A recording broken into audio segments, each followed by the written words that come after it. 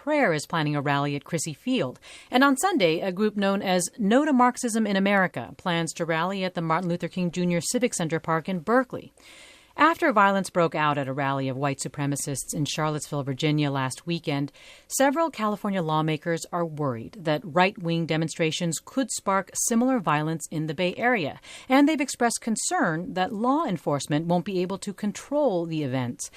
In this Hour Forum, we look at the uptick in rallies held by far-right and white supremacist groups. We look at how the Bay Area is preparing for them, and we get your thoughts. Joining me for the hour are Seth Brysk, Central Pacific Regional Director for the Anti-Defamation League. Good morning, Seth Brysk. Good morning, Mina.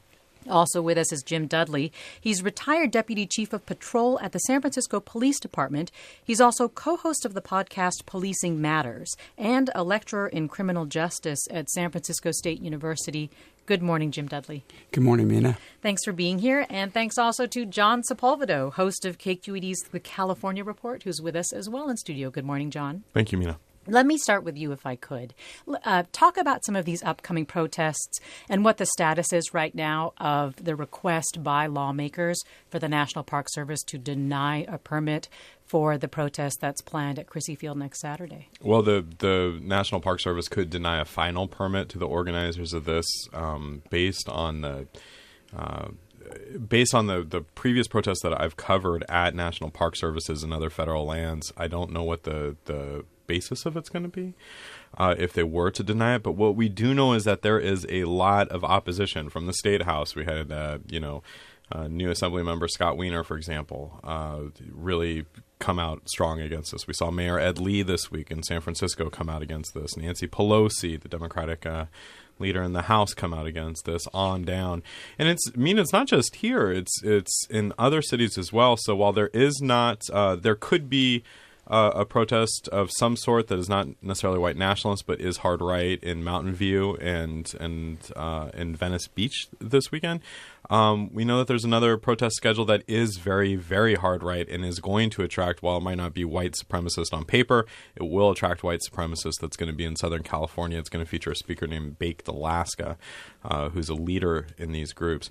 So I think that there is a lot of concern as we saw this week. But there's a lot of questions. What do you do? Because you're supposing that this rally is going to get violent, which based on the past, you're talking about the one specifically in San Francisco. In Crissy Field, yeah. And it really puts folks in a bind because there is a free speech right so far based, on constitutional law that people have to assembly.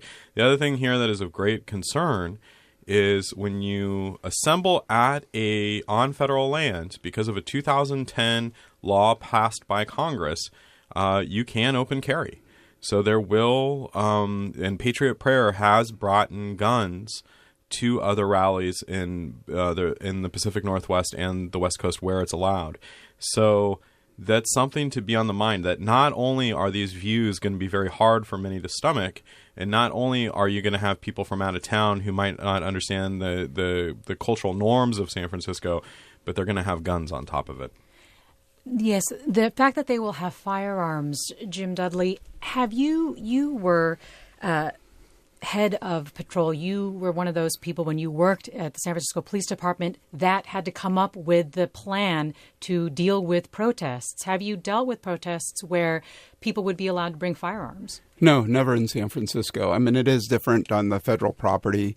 The burden is on the federal police and U.S. Park Service to make accommodations for that. And there have been concerns raised that their security forces would not be able to contain the situation. Do you agree with those concerns expressed by Dianne Feinstein, Nancy Pelosi, Mayor Ed Lee? No, I don't. I think it's all in the preparation. I believe there is the capacity there at the U.S. Park Police. They can draw federally from across the nation. When we planned for America's Cup, for example, they had plans to bring in other federal officers, not only from U.S. Park Police, but from other federal law enforcement agencies. In addition, the state emergency management, Cal EMA, can allocate mutual aid support from San Francisco PD, Alameda Sheriff, San Francisco Sheriff, and law enforcement agencies from the Bay Area.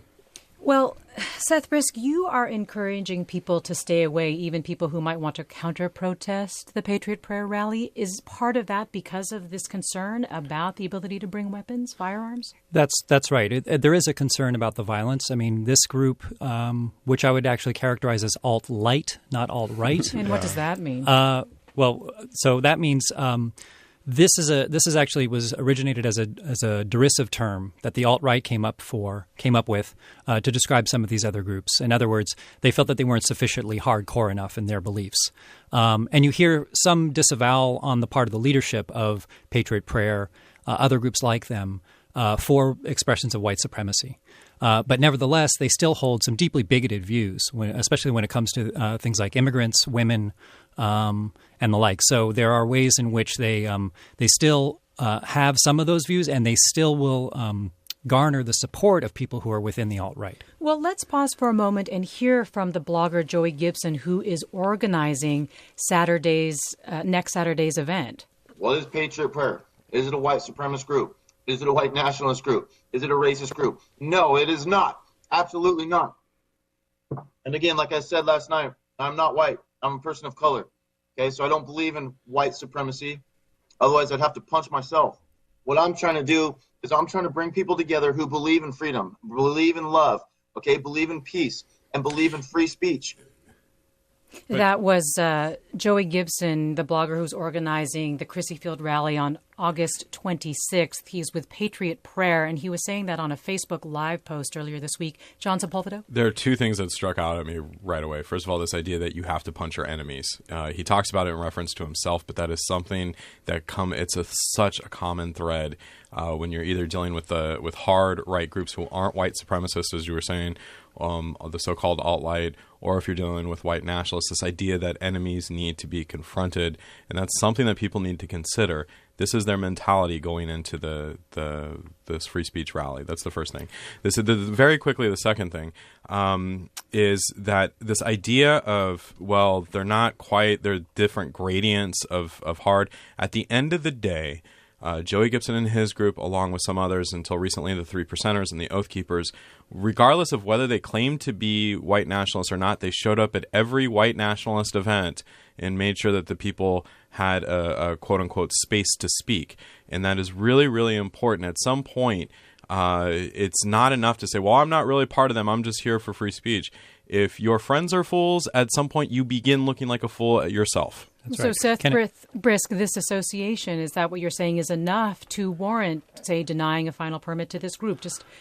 Well, I'm not to speak to the rights to their permit or whether or not they should be permitted, but I will say it's also worth saying that mentioning that the Patriot Prayer Group in their prior organized rallies in Seattle, in Portland, I mean, these did degenerate into some serious acts of violence. Not to engage in guilt by association, but the person who was responsible for the stabbing on the Portland municipal rail was somebody who had engaged in attending these rallies and had come from that rally. So it is worth noting that violence is real. The other thing is there are lots of ways to show to counter this message of hate and to counter these groups. You don't have to necessarily show up right there. Part of the reason we don't want people showing up is also it draws further attention to this group. It gives them the kind of message and the kind of attention that they really crave. They want to feed a narrative of oppression. They're talking about how whites are being oppressed. White culture is under attack. It's under assault. When you show an image of a large group, and invariably the counter demonstrators tend to outnumber the demonstrators. When you show that, when you see their efforts to speak out being quashed because of an outbreak of violence, even ones that they may instigate themselves, it feeds their narrative and it draws a lot of attention to their cause, which is exactly what they want. So we urge people to counter their message of hate in lots of other ways. Go to a different location and hold a peaceful rally where you can make sure that there won't be any violence. Have other expressions, engage in policy discussions, engage in interfaith acts, interfaith gatherings and dinners. So there are a lot of other ways that people can counter this message of hate. Well, I'd like to go now to Karissa Lewis. She's the executive director of the Center for Third World Organizing. She's also a member of Black Lives Matter and the BlackOUT Collective and has been involved in counter-protests. Karissa Lewis, good morning. Good morning. How are you doing today? I'm well. Thanks for being here. I'm wondering if there is this Patriot Prayer rally in San Francisco next Saturday. Are you planning to go as a counter-protester? So our chapter is still deciding how we want to engage in this very specific action. But as a national organization, we believe in following the leadership of those on the ground locally. And when following that leadership, we believe in following the leadership of those most marginalized. So we know in specific locations, folks are calling people to come to the rallies. So right now, happening in Durham, North Carolina, white supremacists are walking through Durham with rifles, and folks in Durham ask for other people in Durham to come out and counter-protest. So we really believe in following the leadership of folks. I also want to be clear that Charlottesville is everywhere, and white supremacy is too. And we always need to confront white supremacy, but white supremacy isn't just white guys walking around with tiki torches. It's the Alameda County Sheriff's Office retweeting a press conference held by Richard Spencer. It's the Urban Shield Convention. It's the City of Oakland promoting officers in the sex scandal. So we want folks to have a full breadth of what white supremacy is. And if you choose to go to a counter-protest, we want you to use good action logic and safety. So don't go alone. Make sure you have meetup spots in case you get separated. Know the needs of the people in the community and the people that you're going with. And you need to be aware of the conditions. As some of the folks just named, the white supremacists will likely have weapons and shields, something that radical folks on the left typically don't go to marches with. And white supremacy is an extension of state violence. And so the police may not help. They may conflate or confound the situation. And then always remember that black and brown folks will be at greatest risk when engaging in counter-protesting. And the last thing that I just wanted to say is I've heard a few the people on the call name the alt-right, the hard right. We just need to be clear. These folks are white supremacists, and as long as we continue to name it that it isn't, we're going to continue to be in this situation. So let's name a spade a spade. White supremacist is white supremacist, whether they want to identify themselves as the alt-right, the light right, the hard right. It's all white supremacy, and it historically has been devastating to folks in our community. Well, Karissa Lewis, you just said a lot in your response there, and I just want to break down a couple of things that you said. One is I'd like to get your reaction to what Seth Brysk was raising, which is the fact that when you counter-protest, you end up sort of feeding the group's desire for attention because it tends to make the protest get more coverage, more attention, and more explosive. What's your response to that you're just sort of feeding their attention-getting needs? So we're clear that the media is going to cover what the media wants to cover. And so really we're asking folks to do what they feel is right for them. And we believe that folks should engage white supremacy at all costs. And that doesn't have to be counter-protesting. We believe that folks should be engaging and taking down symbols of white supremacy across the country. That's street signs, statues. So there are definitely ways for folks to plug in. And so we really recommend that you tap into your local network of organizers and follow the leadership of folks on the ground. Well, what makes a counter-protest, though, effective? Like, what do you think is the goal of a counter-protest? Beyond just showing that you're rejecting white supremacy, especially in particular to this case, but just in counter-protests in general, why do you think they're needed? They're needed to juxtapose the difference between the two sides. So one of the things that has happened recently is folks who embody white supremacist values and views are starting to use the language that folks on the left typically use, anti-police rhetoric. You mean like white lives matter, things like that? Right. And so it's important for us to be able to create a very stark division around who we are and who they are and what are the messages coming out of those two. Some of that can happen in a counter-protest. I see. So trying to create sort of visual differences between the two sides so that people recognize that there are differences between the two. Seth Brysk, I want to sort of take off from Carissa's point that, alt-right, alt-right, let's just call them what they are, white supremacists. Is this a distinction without a difference? There are differences, and I think they are important. It helps us to understand the difference between someone who the different views that they're espousing. So Look, again, these are still deeply bigoted views that are being expressed by groups that are associated with the alt-right. But if we're throwing out false charges about them, if they are disavowing them, and if they themselves are not espousing the kind of white supremacy that you see in some of the alt-right groups or some of these other white nationalist, white supremacist groups, those distinctions are important. It's also important to recall, if you think back to Charlottesville, one of the remarkable things about it, there are a number of things that happened. One, you had the largest gathering of white supremacists in well over a decade. The reason that happened is both because of all of the history that led up to it, their ways of leveraging social media, gathering, making connections across geographic boundaries, the ways in which they were emboldened during the presidential campaign. But it was also remarkable in that there were about a dozen different white supremacist groups that have significant differences between them, fights between them in terms of ideology and tactics and things that set aside their differences and came together. So there are those differences. They are important to understand. It's important to understand why there are these different groups and what their names are and what their history is. And part of that is knowing that somebody like a Milo Yiannopoulos, who we saw at UC Berkeley and protested at UC Berkeley, is not a white supremacist, and he won't say things that involve white supremacy.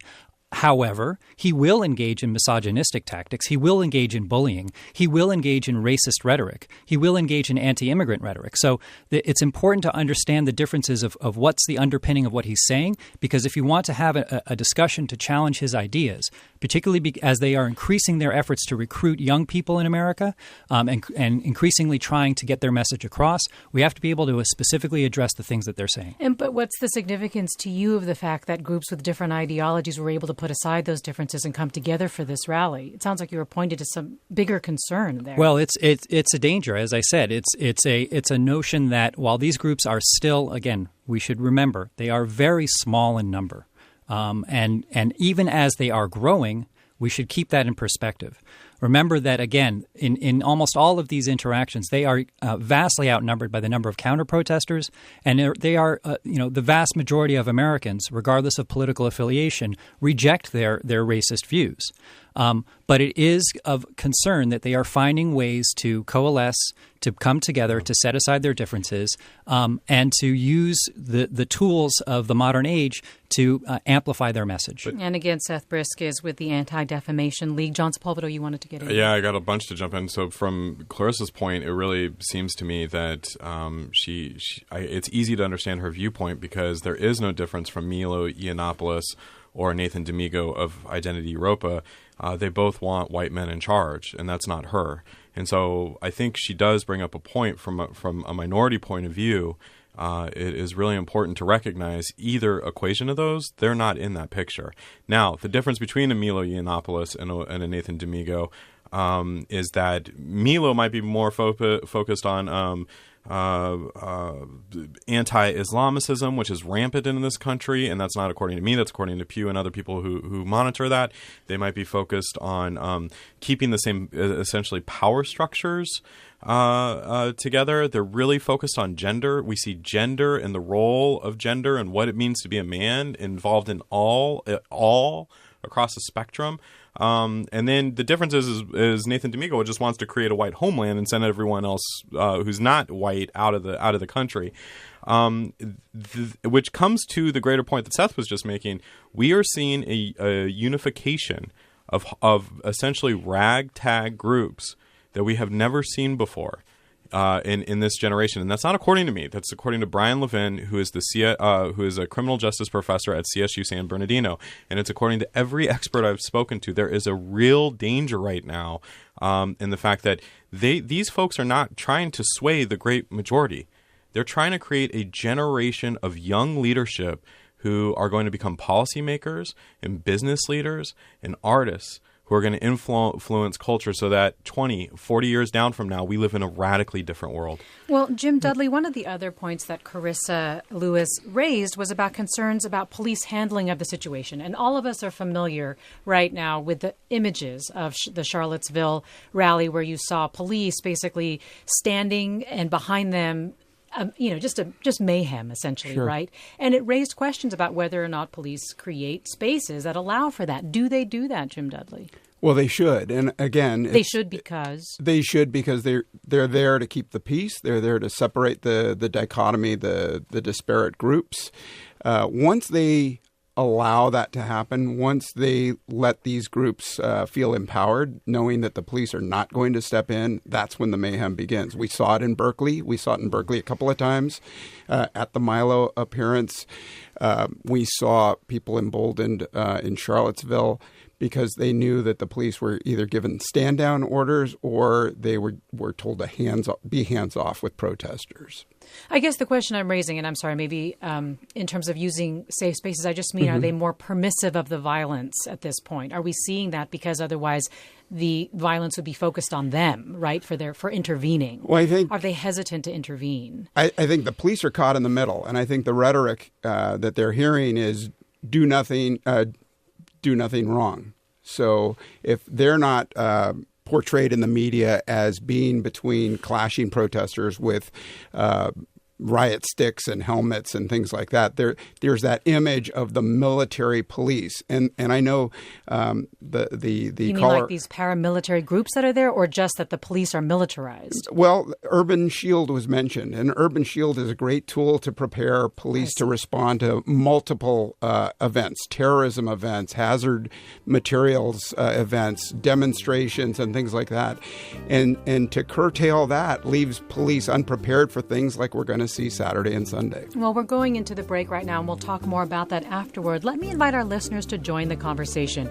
We're talking about the uptick in rallies held by far right and white supremacist groups. We're talking about how the Bay Area is preparing to handle them with John Sepulvado of KQED's California Report, Seth Brysk of the Anti-Defamation League, and Jim Dudley, formerly with the San Francisco Police Department. You can call us at 866-733-6786. Again, 866-733-6786 with your thoughts and questions. Post them on Facebook or Twitter. Email us at forum@kqed.org or post them on our website, kqed.org/forum. I'm Mina Kim. Stay with us.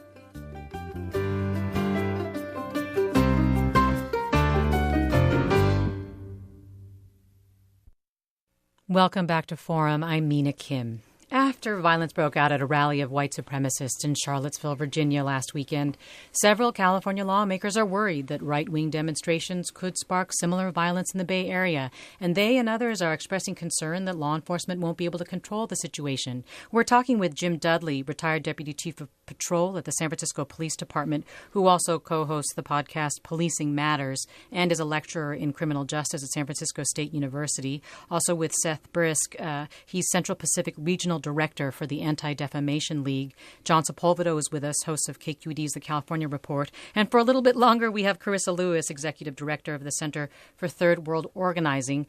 And we have you, our listeners, joining us for this conversation, wondering how you're responding to these rallies, the one that's specifically scheduled for the upcoming weekend in San Francisco and Berkeley by far-right groups. Will you go as counter-protesters? Will you go to join these groups? Will you stay home? What are your thoughts? How are you responding? 866-733-6786 is the number to call. Robert writes, peaceful protest against white supremacists rejecting violence is not only morally right, but strategically essential. Rich writes, do your guests have any thoughts on what impact the presence of the press, specifically television cameras, have on these events in terms of encouraging certain behaviors and levels of participation? When does the media become part of the story? John Sepulvado, you have covered a lot of these protests. Yeah, what are your thoughts about when you show up or when you're with the TV cameras, how that changes the dynamic, if at all? I don't buy that at all anymore. You might be able to make that argument 30 years ago when Peter Jennings was still on the air, but we live in a time when everyone can be their own Peter Jennings and broadcast from where they're at. And so there's this idea of, what I find is that people who say that, and this is based on my conversations with them, are more uncomfortable with the fact that their society is rapidly deteriorating among these lines, and they don't want to be reminded of that. That's the first thing. The second thing is that these folks have created their own alternative media sphere. So even if not a single protester shows up, and not a single camera crew shows up to Crissy Field, everyone decides that they're going to take an anti-Nazi boycott for the day, they are still going to find ways to broadcast themselves, recruit themselves, and empower, embolden their narrative. And again, this is not my opinion. This is what experts have told me. This is because they have a charismatic leader, whether he wants to be or not, in President Trump. That's according to Brian Levin from CSU San Bernardino, Chris Young from USC's Center on Race and Equity. They see themselves as having the support of like-minded people in Steve Bannon and Steve Miller in the White House, and so they are really emboldened. They're going this direction, and they're going to do so broadcasting and being their own media center. In fact, they have their own media ecosphere. So for someone to say, well, if it's just the people would ignore them and the cameras would go away, that's like saying, oh, well, if you think you have a cancer in your body, just ignore it and it'll heal itself. Jim Dudley, you wanted to get in here. Yeah, I disagree a little bit because I think mainstream media, independent media, you have more columnists rather than reporters now. Some that will go along with a march and tweet and tweet in sort of romantic tones that shattering glass is beautiful, falling to the ground and things like this that tend to, I think, attract more of that behavior. We saw it before when we were getting ready to clean out camps after Occupy at Justin Herman Plaza, and we had capacity to shut down the illegal operation, but tweets went out, social media was activated, and hundreds came, including politicians who wanted some media attention. But you just proved John my point, Sepulvado. and I'm sorry to jump in, but you just proved my point that you don't need the big cameras, you don't need the mainstream media. You're talking about people broadcasting tweets, and then there being action off of it. The entire media sphere has changed to their advantage. Yeah, well, I think. Seth Brysk. I would just add, social media has been a game changer on this front. I mean, we saw it during the campaign when you had only a few hundred, maybe even just over 1,000 accounts that were responsible for billions of tweets that were harassing journalists, trying to get in the way of them covering the story of the campaign, trying to get in the way of them exposing issues of racism and bigotry, and trying to harass them and intimidate them using bigotry and using intimidation tactics. I mean, moreover, it doesn't take more than a single person to cause great damage and to get out their message in a big way.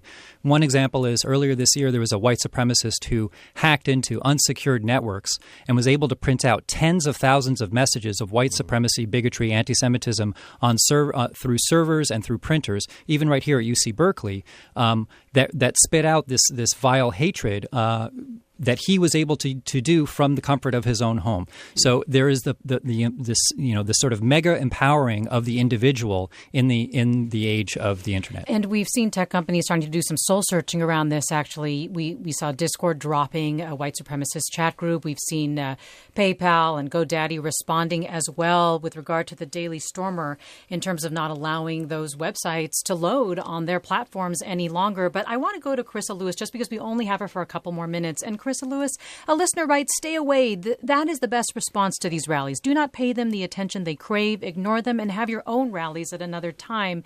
I guess the one thing that I wanted to ask you before you go is, are you concerned that there is a consequence for no counter protesters? Like that there's a danger if you don't go to really show, confrontation and engagement with the messaging of another group?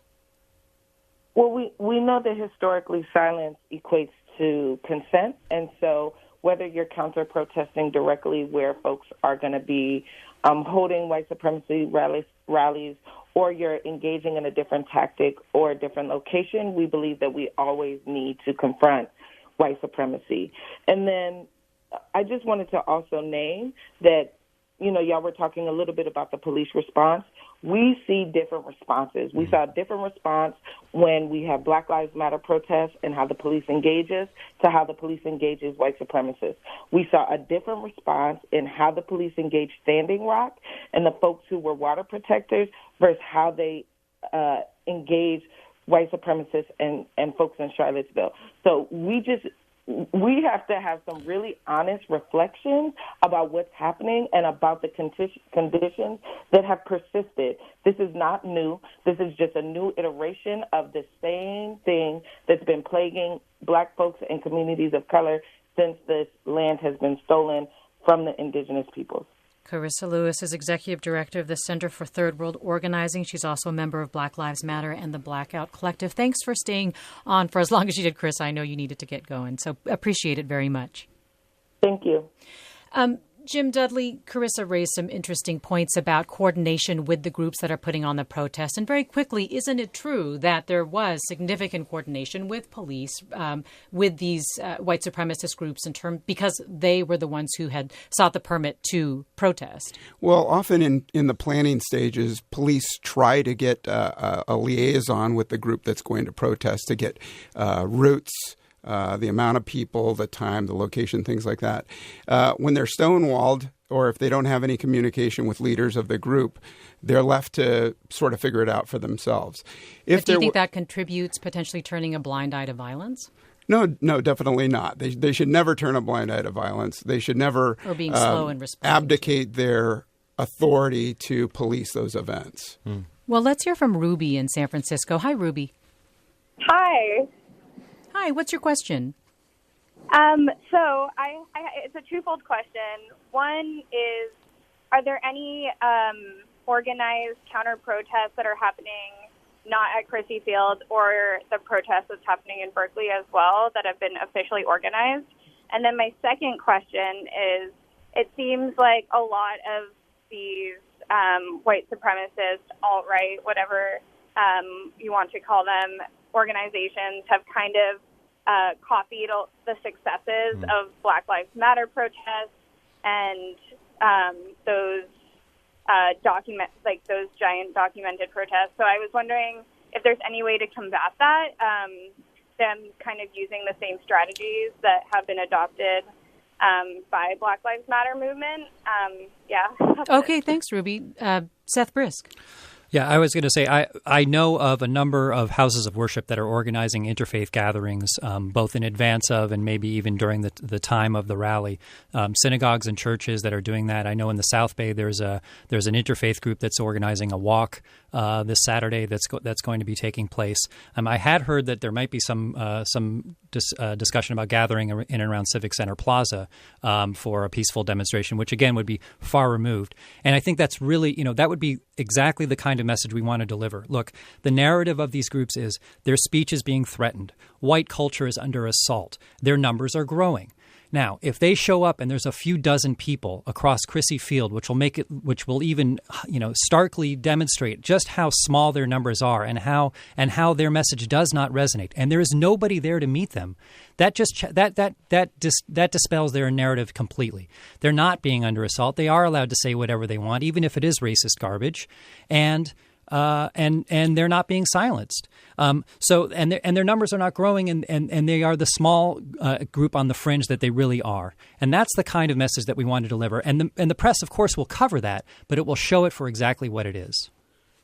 John Sepulvado, you wanted to get in here as well. The most successful example of that I saw of that was actually a free speech rally that followed the April 15th rally in Berkeley, and Antifa on the left didn't show up, and the press had nothing to talk about, and they kind of just twiddled their thumbs. So there is a point that this idea that they have had not just the tactics, but the language of Black Lives Matter, ironically enough, has been co-opted by these white supremacists. For example, Identity Europa talks about being essentially woke and realizing that their Western culture and values is being taken from them.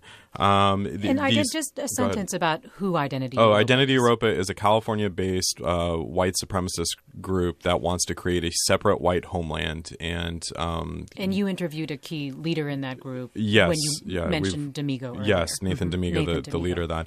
But so not only have they co-opted it, but there is look. I've had the unfortunate career choice where I have been around these guys for a while now, not just in this iteration, but I also covered Cliven Bundy, Oath Keepers, 3%ers, and his son Ammon Bundy in Oregon. And I have seen during this time, to go to this point of different policing, all I can tell you is what I've seen. I've seen Ferguson, where people have been shut down, arrested. There's been violence between the police, where people have been actively protesting the police. Then I've seen, for example, Cliven Bundy's group shut down Interstate 15 north of Las Vegas for hours, and there was no type of violent confrontation. I saw Ammon Bundy's group essentially take over with guns, show up with guns, and a group of people dressed in militia garb take over a facility. I've seen, and with my own eyes in Berkeley, an unwillingness by the police to actually police the militia members who they are working with. And we know that there have been instances where this has happened. For example, Seth began by talking about the violence in Portland. Well, we saw U.S. Homeland Security working with militia. Militia members detained a person. It's on video. Detained a person to arrest a counter-protester. So I'm not saying that there is a conspiracy that I don't know. But what I do know is I can understand from the perception that policing happens differently based on the different type of person. And as I was kind of saying during the break, that perception that exists prompts people to show up at Crissy Field and be counter-protesters because they're kind of like, who cares? We protest here. Nothing, we get shut down. There's violence, and or the media doesn't show up. So we might as well go where they're at and let them know we're not going to. Well, Lisa in Oakland has a question related to the police. So let's try to get some more of our listeners in here. Lisa, good morning. Yeah, I just wanted to confirm what your last guest said, because I've seen the police do that too. And your guest from the police just confirmed and justified the police standing down when these two groups are fighting, because one of the left has been critical of having the police more militarized, have been critical of Urban Shield. Why would we want to give the police more military gear if they're being complicit in supporting these white supremacists in being violent? Lisa, you're referring to Jim Dudley. I'll give him a chance to respond. Jim. Sure. Well, Urban Shield is different than handling things at demonstrations. And I believe what Mr. Sepulvado was talking about, the disparate actions by law enforcement. I wouldn't say police, because a lot of the situations you pointed out were by federal agencies. Federal agencies who contracted with local and state agencies, much the same way that you were suggesting that the folks at Crissy Field do this weekend. Right, but apples and oranges when dealing with demonstrations and protests. I think if you compared the way San Francisco police has handled protests and demonstrations, they contrast remarkably with even Oakland's and certainly the federal government. I mean, some of the situations that you didn't mention were Ruby Ridge and Waco, Texas, where federal authorities were highly criticized by overreacting to white groups, and people were killed in those things. But Jim Dudley, I think the bigger question, right, is what can the police do better in the face of the challenges that they're clearly facing with things like,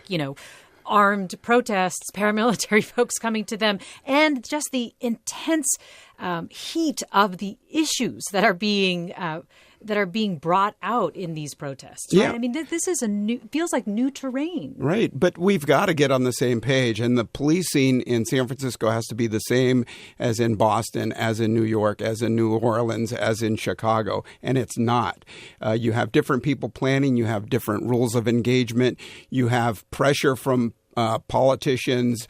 You have other people driving the police response. And you could see right after UC Berkeley, the city council and the mayor lauded the police for standing down. And it wasn't till media criticism a couple of weeks later where under the microscope, it proved to be a bad strategy for police to stay down. So that would indicate to me that wasn't a police decision to stand down, but a political one. Well, I want to share with you some of the comments that we're getting online as well. Steve writes, your guest is giving nuanced distinctions of alt-right subgroups, a type of distinction we have never given Black Americans. Another listener writes, your guest from Black Lives Matter and BlackOUT is applying strategies as if we were in Alabama. San Francisco's Antifa needs to stop overcompensating for insecurities. Rick writes, the fact is most conservative voters, indeed Trump voters, were shocked and disgusted by that terrorist act in Charlottesville. We conservatives love freedom of speech, but not violence. Let us not forget the truth that conservative speakers are shut out either by university officials or city bureaucrats. Where is the fairness in this limit to free speech? And Enrique writes, we have a group of Americans with unpopular ideas coming to exercise their First Amendment. They may also exercise the Second Amendment. What's the problem? Seth Brysk? Well, I mean, look, it's a big problem. Of course, we cherish our Constitution. We value the right of people to be able to express themselves freely. That even includes that speech which we find to be repulsive and repugnant. And it's important to be able to protect that for a variety of reasons. I mean, one of the things that we do in terms of our investigative research of some of these extremist groups is to be able to expose them for what they are and who they are, despite what their public protestations may be. Sometimes they try to, in public, disavow the very racist, very bigoted remarks that they've made elsewhere. So if we allow them the room to be able to say these types of things, we get to expose them for who they are and make sure that we shine a light on it. And that's going to be the best disinfectant for this type of bigotry. I just want to add also back to a prior point that we were talking about in terms of the far right adopting, these extremist groups adopting the methodology of Black Lives Matter. They've adopted the methodology of the civil rights movement. Mm-hmm. I mean, they don't talk about racism anymore. They don't talk about racial purity. They talk about white culture. Mm-hmm. They talk about Western civilization. They talk about a white civil rights movement. Mm-hmm. So there really is absolutely an effort on their part to co-opt those strategies that they deem successful. Well, let's hear from some more of our callers. Brian in San Francisco. Hi, Brian. Hey, thanks for taking my call. Sure. Really a good show. Just a real quick note, I'm a father of two sweet girls. We live in the Bay Area, and my wife is a wonderful person, and this kind of stuff scares the heck out of me. And I have 2 points, and I want to take them off the air. The first one is, after watching what happened in Charlottesville, at what point does this stuff become incitement and hate speech that can be acted on, maybe not by the police at the moment, but everybody's being recorded?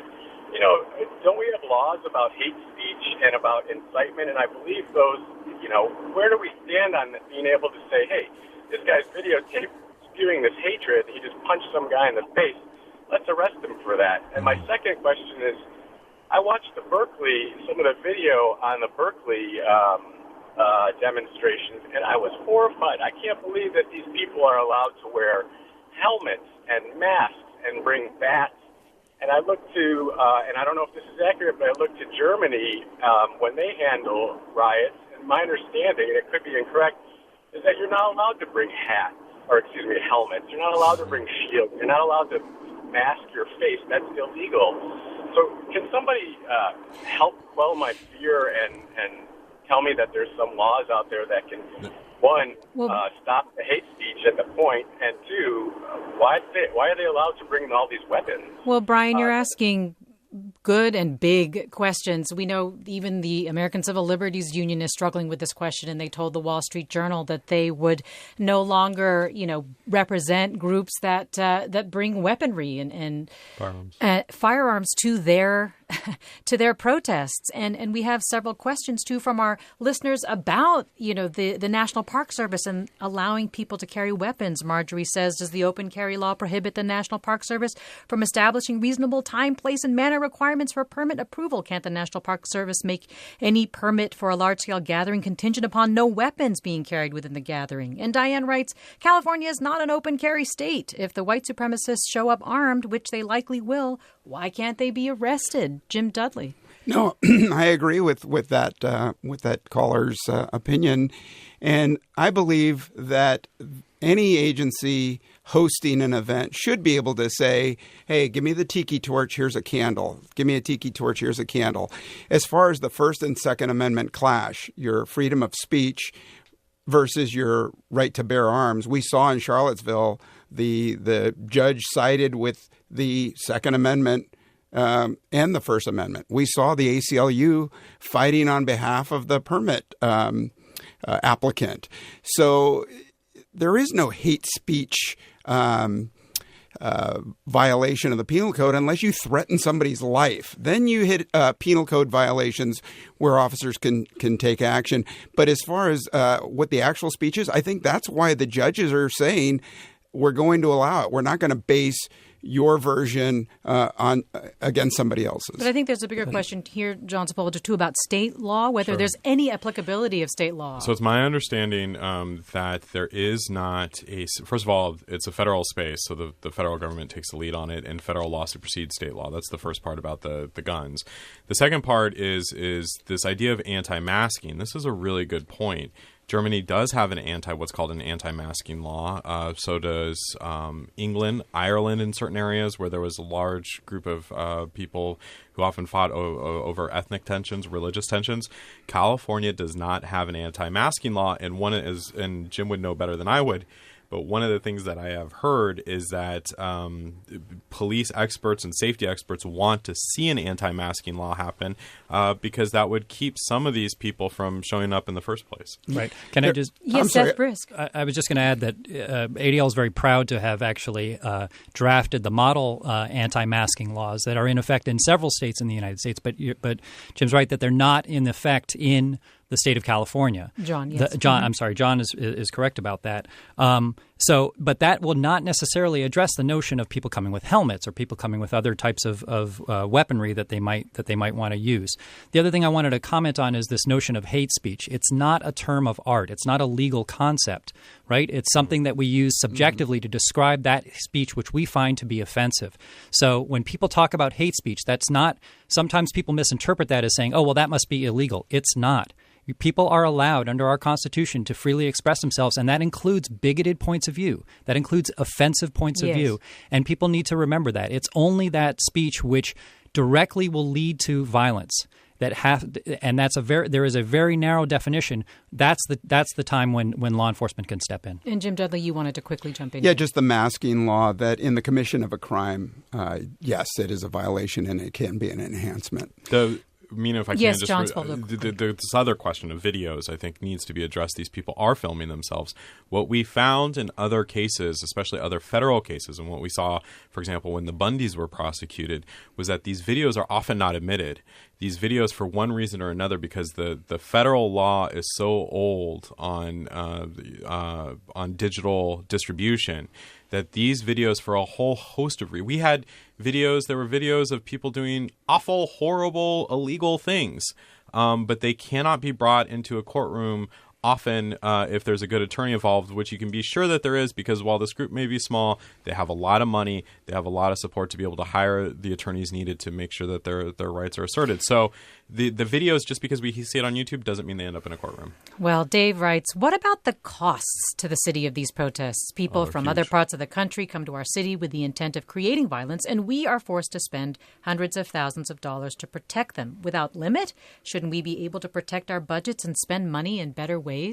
What are Jim Dudley, do you have any sense of, the costs of the types of, police actions, the protests that we've had on a city budget? Every year there's major impact on the police budget due to protest demonstrations. How much is set aside? Even entertainment and even celebrations. My last big celebration was the 2012 Giants victory.